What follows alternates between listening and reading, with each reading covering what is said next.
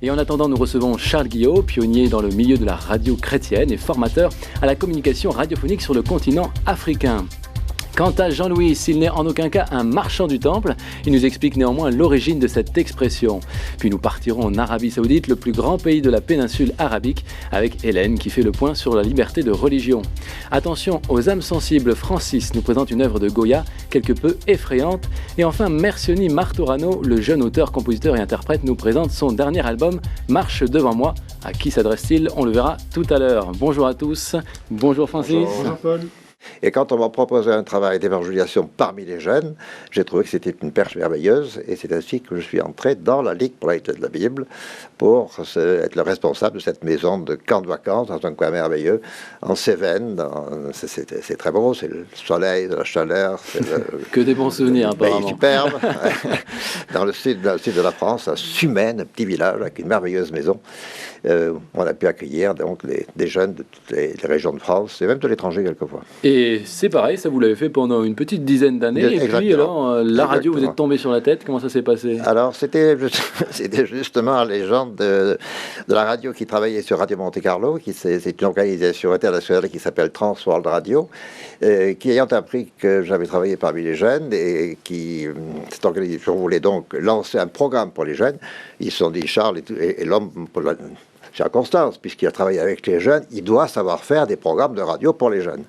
Or, je ne savais absolument pas faire de programme de radio. Vous n'avez jamais fait d'école de radio, de journalisme? Et je suis entré dans le studio à reculons. Mais voilà, les émissions se sont faites. Et quand j'ai vu l'impact de ces émissions qui passaient à 23h30, rendez-vous compte, c'était une série, chaque soir dans une langue différente. Il y avait du russe, il y avait de l'anglais, du français, espagnol, etc. C'était une émission européenne. Hein. Et moi, je faisais timidement le français.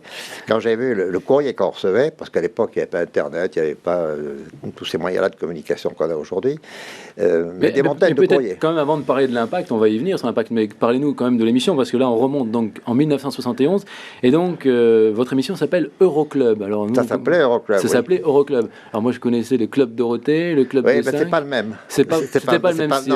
C'était quel genre d'émission? C'était pas exactement pareil. Ça avait tendance à être aussi quelque chose d'un peu dynamique, d'un peu chaleureux, mais c'était pas exactement le même message. Mais alors justement, quel était le message, quel était le contenu de cette émission? Ça durait combien de temps? Qu'est-ce que vous disiez? 30 minutes. 30 minutes, et alors? Musique, message, témoignage, extrait de courrier que les gens avaient envoyé pour dynamiser, pour entraîner, etc.